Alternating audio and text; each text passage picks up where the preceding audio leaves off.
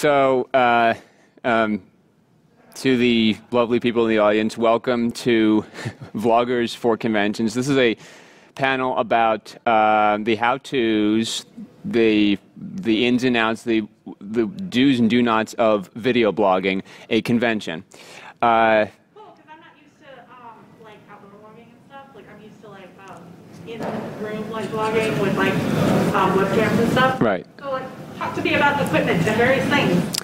Well, before we get to that, I'm going to introduce myself. My name is Paul Miller. But online I'm known as Red Card.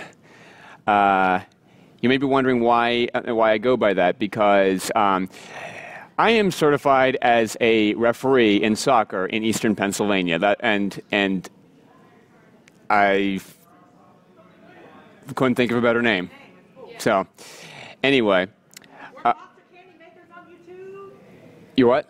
Monster Candy Makers on YouTube. Oh, cool.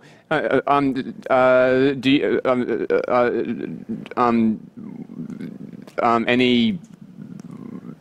anything you do that pertains to the name? Okay, the reason why it's called Monster Candy Makers is first of all because it's a dual YouTube channel, like so it's run by both of us. The whole thing is, part of it was because a lot of times the stuff we would post or whatever, especially since I put so much of my art and stuff on there, I have a very interesting dichotomy where, for whatever reason, a lot of the art stuff I do is either like really nice and cute and sweet or whatever, or like scary and like gore and all this other stuff. And it's the same with like games that we do Let's Plays of. It's either like the sweetest, nicest little game you've ever heard, or it's like a horror thing. So right. It just kind of became this dichotomy, and I was like trying to figure out like kind of what would work for like both of the things. So having it be Monster Candy, because we started out, the thing was originally just called Monster Candy, but we eventually switched it to Monster Candy Makers just because like we actually know like three other YouTube channels that have the same name, Monster Candy. So for a little bit of, to make it stand out a little more, changed to Monster Candy Makers. Okay. All right. So, what is a vlog? A vlog is a portmanteau of the terms video blog, or video and blog, or video and log. It's a blog or personal documentary in the form of a video that can be shared via the internet, or you can just keep it for personal reasons. A vlog can be topical and timeless and instructional and entertaining, per the Urban Dictionary. So, the term is based on the terms the nouns blogosphere and blog, which were coined in the 1990s thanks to the advent of the World Wide Web, for some of you oldies out there, or as it's known today, simply as the Internet. Vlogging became increasingly popular in 2005 with the founding of YouTube. The vlog category is a very popular one on YouTube, as a matter of fact. Vlog entries often combine embedded video with supporting text, images, etc. Entries can be recorded in one take or cut into multiple parts, and sometimes when you edit those, you can combine those cuts. Vlogging at conventions is an opportunity to savor memories, some memories that photographs just can't do justice.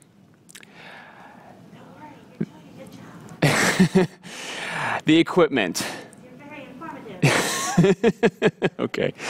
The most essential piece of equipment for vlogging, a camera. There's a variety of different pieces of equipment that you could use as a camera. You have a camera on your phone. If you have a smartphone or a flip phone, the quality might not be very good. a digital still photography, some digital still photography cameras have a recording features on them where you can record videos with sound on them, or a handheld camcorder like the one back there on that tripod back there.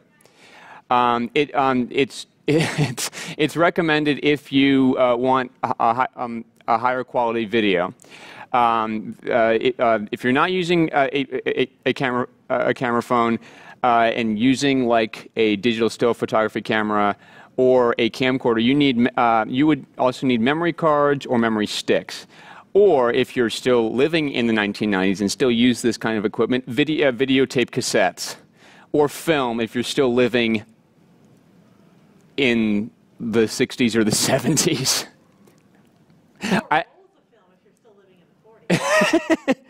You know, I actually met someone at BronyCon last summer who shot bits of the convention with a Kodak Super 8 film camera, no sound.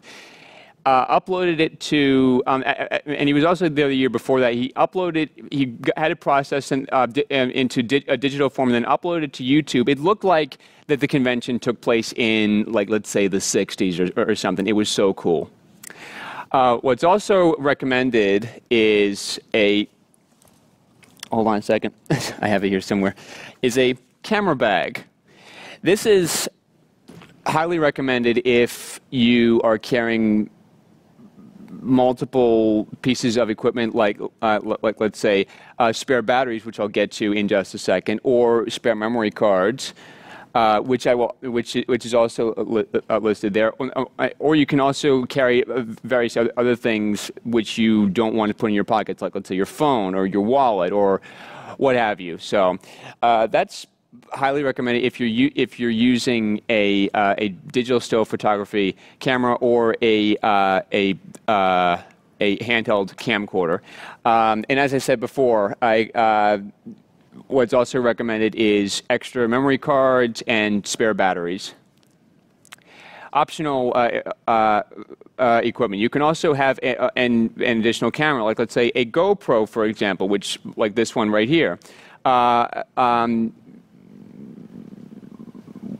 Also a tripod to if you're in a stationary position, you don't have to steady your camera with just your hand. Yeah. What's another good piece of equipment I have here somewhere? Hold on a second.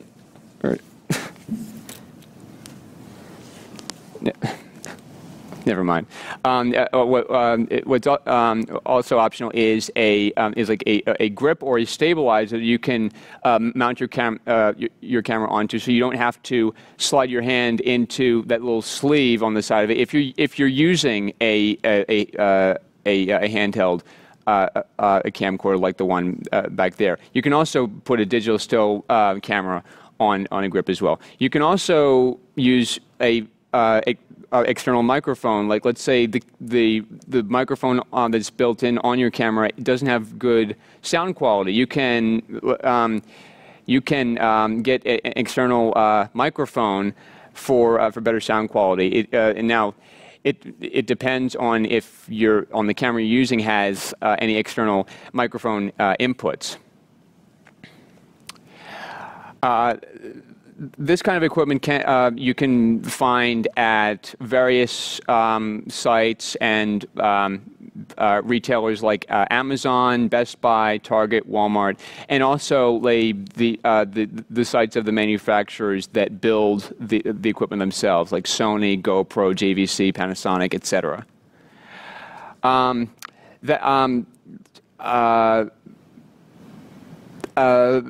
That's the equipment that you need for when you do your actual shooting. After that, you move into what's called post-production or editing. The editing phase is when you piece together clips that you recorded into one video or multiple videos if you want to split it into parts. You can add music clips, text, etc., and of course options and features can vary depending on the video editing software. Excuse me, the video editing software that you're using. You have a variety of different software options to choose from. One of which is probably the most professional video editing software out there, Adobe Premiere, which is pictured on the bottom. There's also Sony Vegas. And there's also Cyberlink Power Director, which is what I use. It's pictured on the top there. I actually haven't heard of that one. How do you like it? It's pretty good. I mean, the reason why I chose that is because it's sort of a middle ground, if you will, between like a super easy video editing software like Windows Movie Maker and a higher end video editing software like Adobe Premiere. It's sort of like. That's exactly what I was looking for because I used Windows Movie Maker a lot back when I was making AMVs in like the early mid 2000s. Right. So like my little elementary and middle school self used it like all the time. It was pretty much everyone's go-to sort of software, and you didn't have to pay anything extra for it because it came with the with Windows. What I needed was, hey, I want to just arrange these clips and like cut them and like size them properly, or pictures, and then add music and maybe some credits, and now I'm done. And that's all it needed to do, and it did it well. Now, if you would happen to go looking for Windows Movie Maker today, Microsoft has actually discontinued support for Windows Movie Maker, and any third-party sites that you would be able to find the latest version of would not be a good idea because late last year, I read an article saying that if you do find a version of it, it will be infected with a virus. So that's now Windows Movie Maker. If you already had it installed prior to that, then you should be fine. But if you didn't and you go downloading it, that's not advised. How much is Cyberlink? There's actually Or is it like there's a free version and there's a paid version? well, there's a trial version. That's usually, I think about it's a 30-day trial, and I think that's what it was. But there's like multiple like tiers of You can just give me an estimate. right. Like the edition that I use, which is like the ultimate version. There's ultimate, there's deluxe, and then there's one other. But the one that I'm using, I paid around $70 for it, and it's a one-time thing.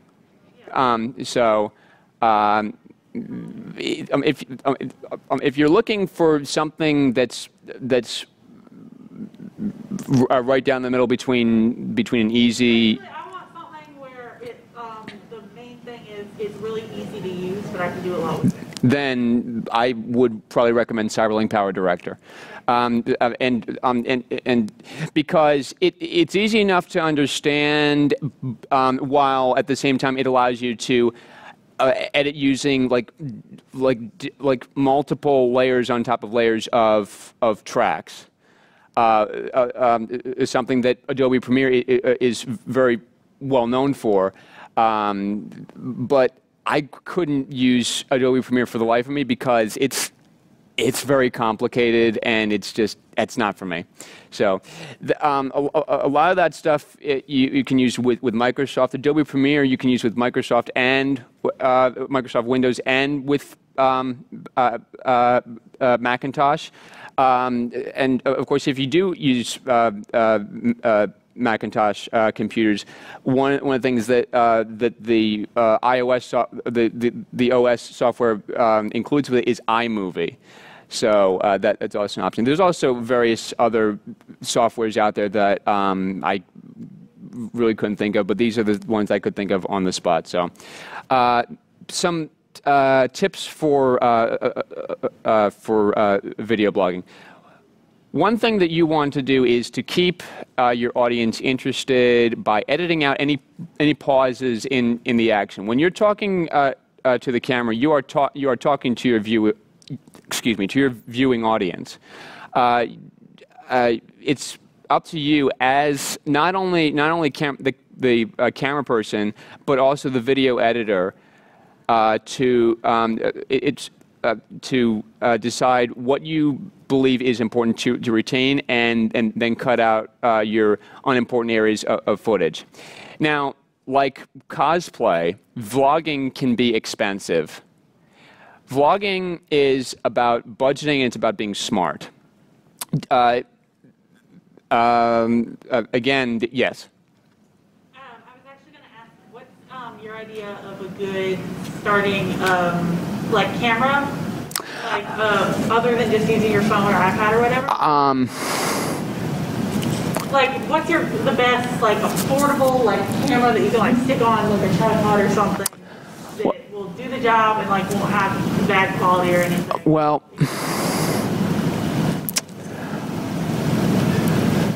you know, later on in this presentation, I said that that a camera that I would recommend starting out with, it would be a camera like that's built into your smartphone or your tablet or what have you. But to be honest, I think that. Yeah, my only thing is both my phone and iPad, they don't have much memory, like at all, and that's the only reason why I have trouble logging with them. That's a problem that you're going to run into, which I will get to later on in the presentation. But back in the day, like when I used to take like a lot of pictures on like say family vacations or what have you, I had a Sony CyberShot little small digital camera, which also shot video. The video wasn't bad, and neither was the sound quality. But that was like, I don't know, like 10 years ago. So I wouldn't remember off the top of my head what the quality is like. But I would probably recommend like a small like not like a huge like a digital SLR like still photography camera like that professional photographers use, but like sort of the smallish sort of digital cameras like they're made by like say Canon or Sony or any high-end camera manufacturer and electronics manufacturer that's trustworthy and that can produce good quality stuff. Can you use a GoPro as a main camera, or would that not be good? Or is it too is it like wide angle? Well, you have the ability to adjust the lens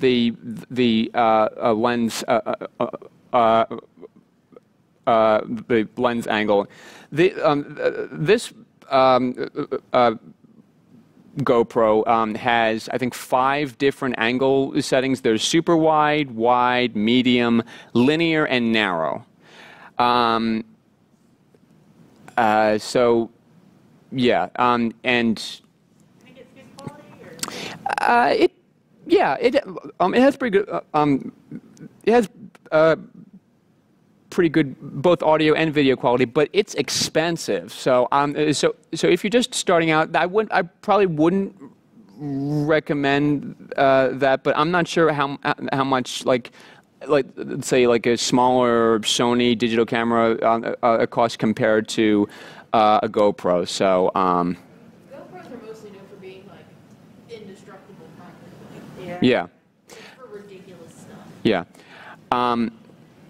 Now, I mentioned that vlogging is about budgeting and being smart. When you do a video blog, again, this is when decision making comes into play. You need to decide what are necessities, which is what you need, and what are accessories, what you don't need and can buy later on. It's sort of like optional stuff. Now, The video and audio quality would be the main thing. yeah. Everything else can kind of come later. The camera prices, of course, can be higher based on the video audio quality that's produced and also the number of features or types of features that the camera has. Also, editing software. I mentioned that the video editor that I use is CyberLink Power Director, and I paid about $70 for it.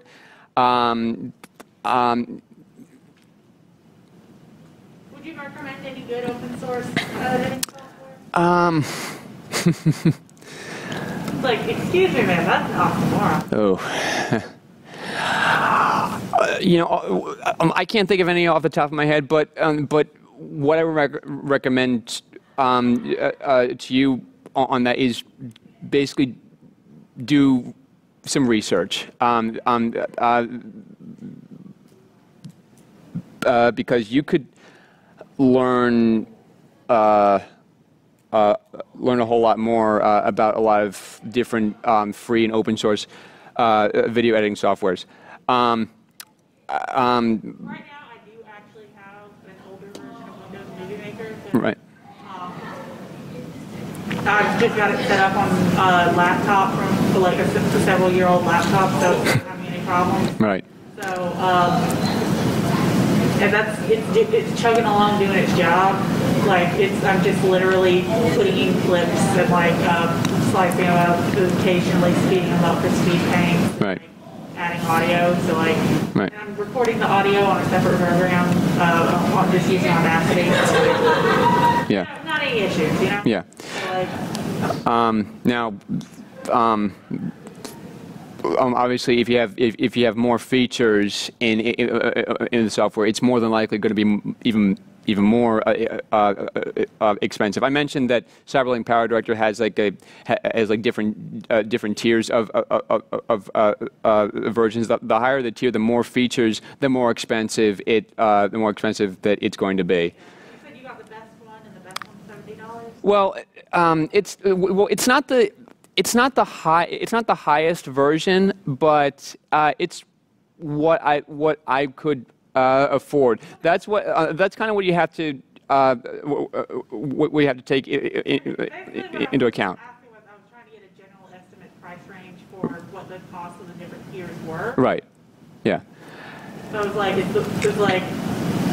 it's one thing, like, is $70 the like highest tier, or is that the cheapest tier? Because that gives me a very different ideas of like where it is price range. I don't think that it's the cheapest one. I think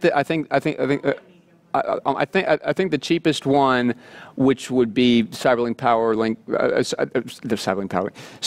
Power Director Deluxe version, probably costs about $60. All the tiers are pretty close together in price. Yeah. Okay, because some programs they vary really wildly. Like there are sometimes you can get programs where like, oh yeah, the cheapest one's $20. The second cheapest one is $90, and the best one is like $230. Basically, if you're searching the market for like a high quality video editing software, again, do your research. We actually do have to move along here. Some more tips. If you're on a thin budget, if you own one, use your phone if it has video recording, the capability of recording video. This is recommended for beginners. Budgeting is not limited to money. Budgeting also includes how you spend your time. Remember college when you had to manage how you spent your time? That's how it was for me in my freshman year of college. I'm not going to get into further details, but let's say it was I'm just going to say it was a rough freshman year for me of college. My schedule became so completely out of control that at one point I literally looked up for my coffee and realized I haven't gone to one of my classes in 2 weeks.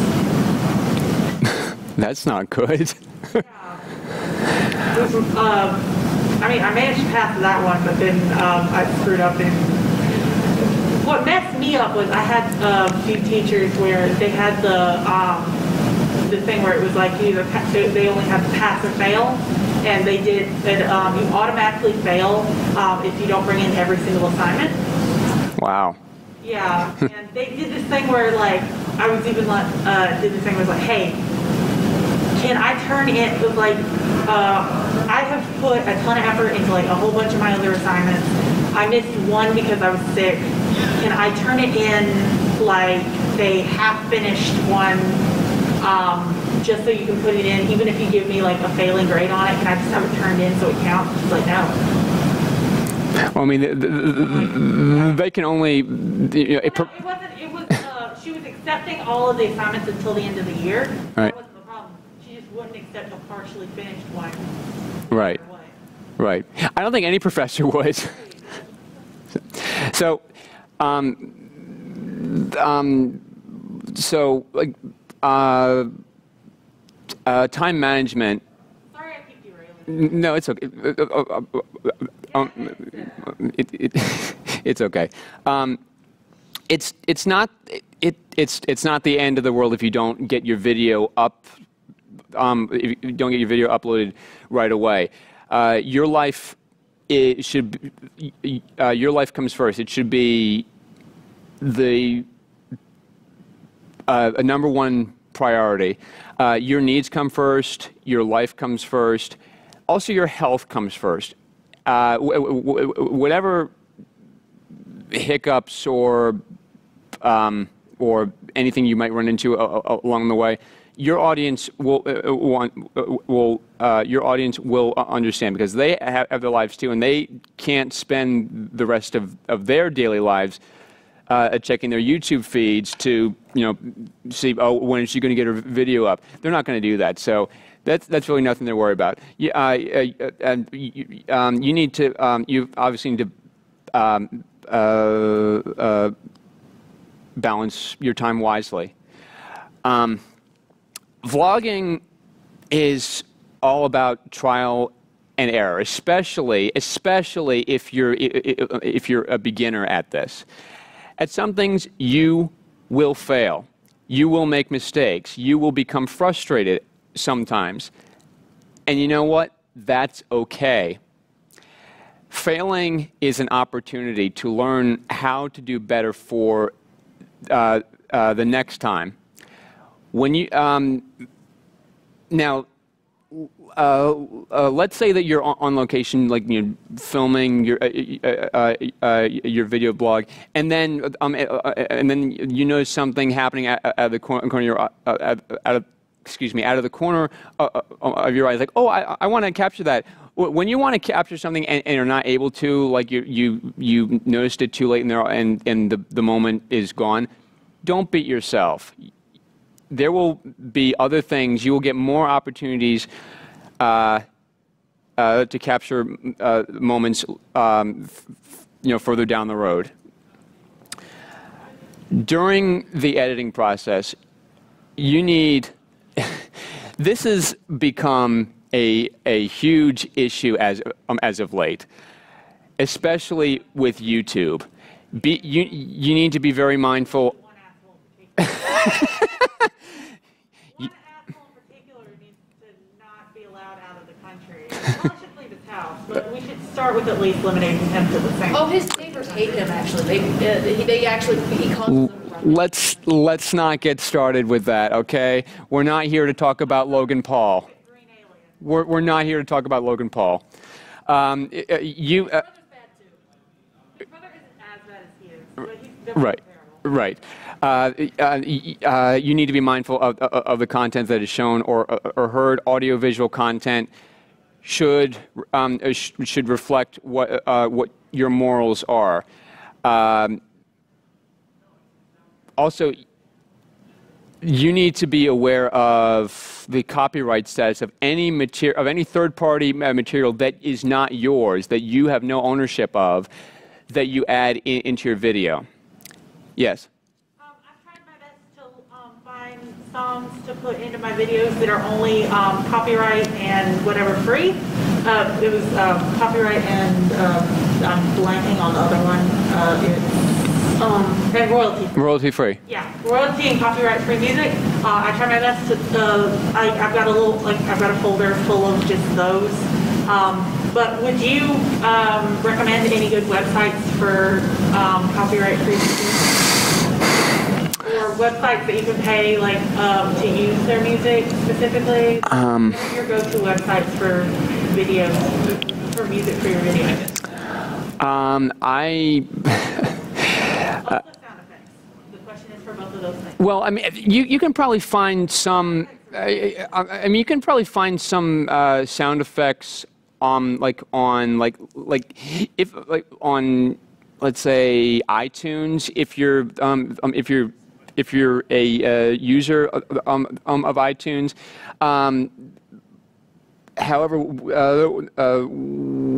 with that you do have to pay for either every album or every track that you download. If you're asking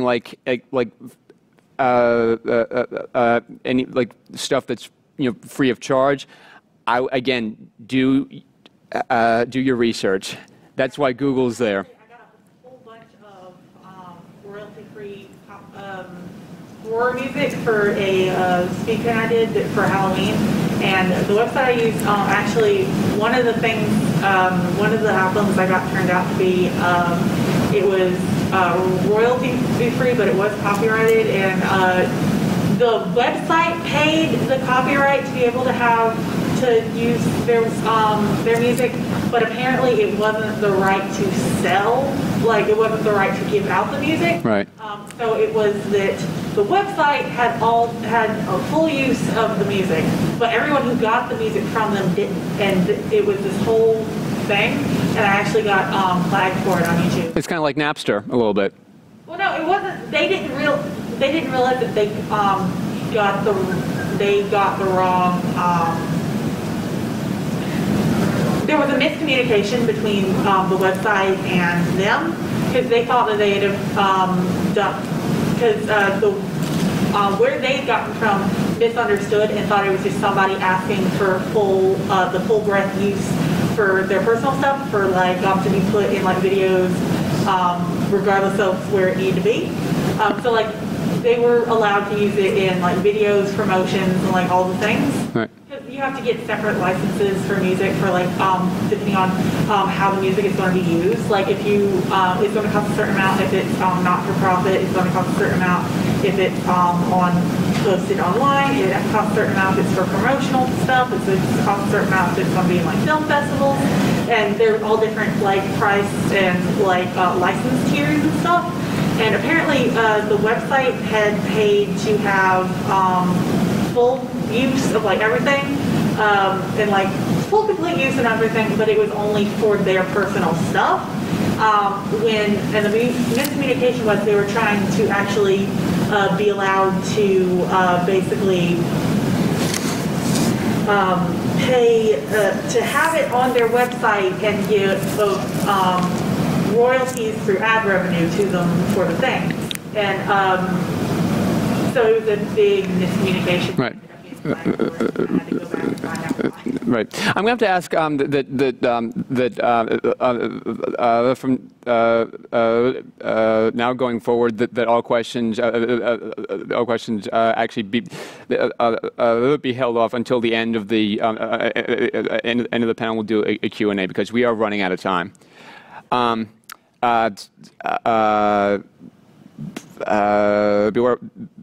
Beware of.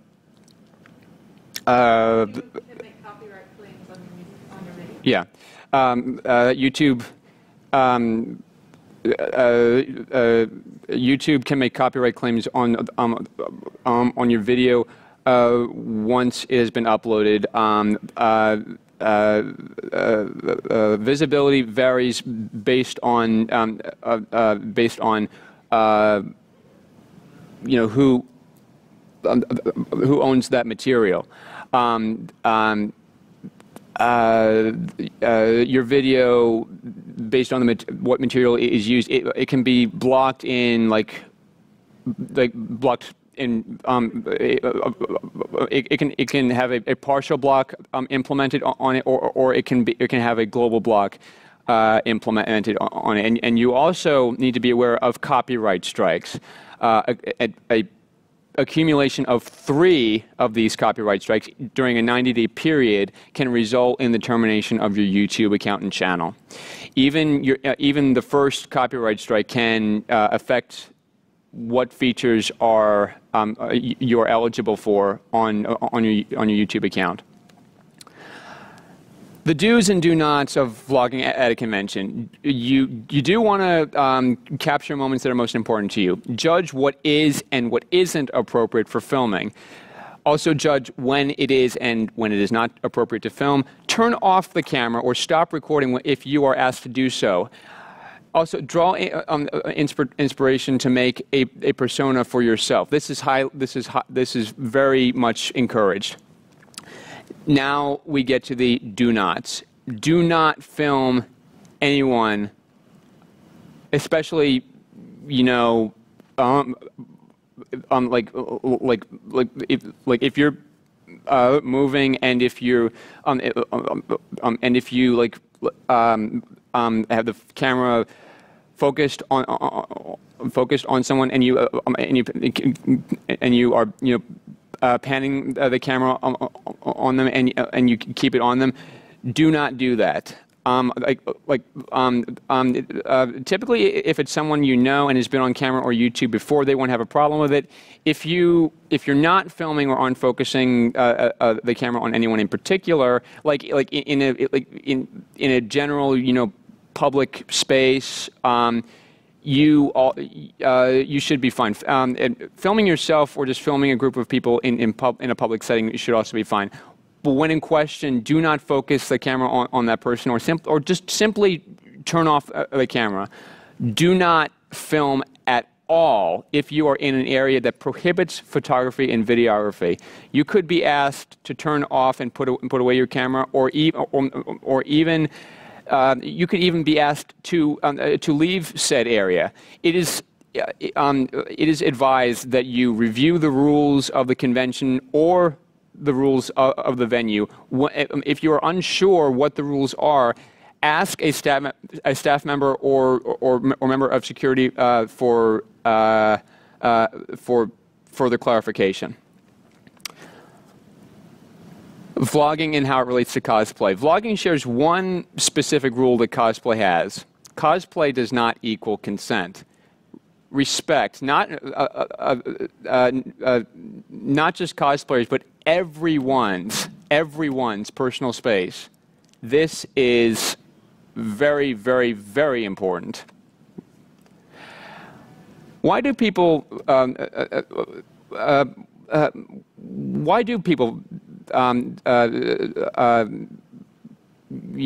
do video blogs at conventions? Because people love doing it. Now, of course, all vloggers deserve to have their experience of a convention viewed, regardless of how many followers or subscribers they have. Now, there could be like a famous YouTuber at a convention, you know, doing a vlog, and his or her fans are swarming him or her to get on camera, while at the same time you are a beginner at this and aren't getting that kind of attention. He or she could have like 100,000 subscribers on YouTube versus your 500. Well, guess what? I don't care. There is no one, no YouTuber, no vlogger in the world who is better than you, and is better than and does better at vlogging than what you do. And do not let them tell you otherwise. You do a video blog at a convention because you want to or because you enjoy doing it. Vlogging should not be done solely for audience or internet attention. It should not. That should not be the purpose of it. If someone tells you in a YouTube comment that your coverage is not as good as somebody else's, do not pay any attention to them. Just simply ignore them. So, anyway, any questions, comments, concerns? Bueller, anyone? Anyone? I said a lot of them during the video. Right. Do you happen to have like a list of like what you would consider like maybe a starting vlogger's toolkit? Set of equipment and programs that are really good for a person's jumping off point once they're kind of evolved from just using their phones. Well, two things that I would you know, recommend. People can probably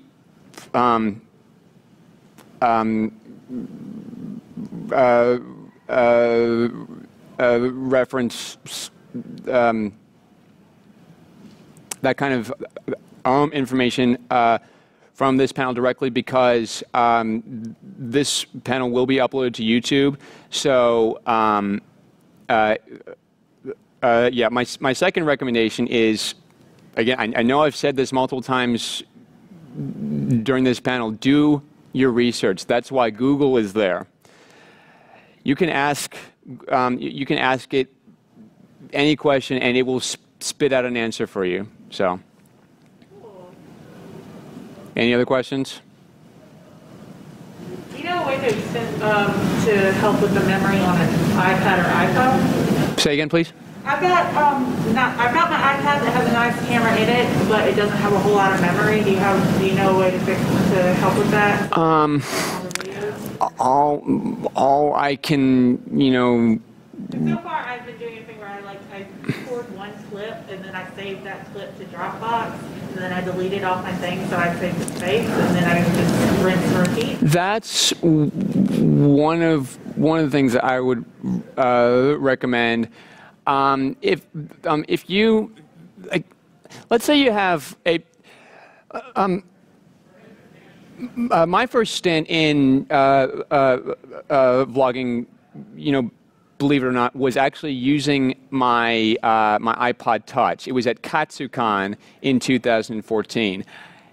It was a total train wreck because that iPod Touch has a capacity of 32 gigs, actually less than that, and I kept having to do everything from trimming the length of the video clips down to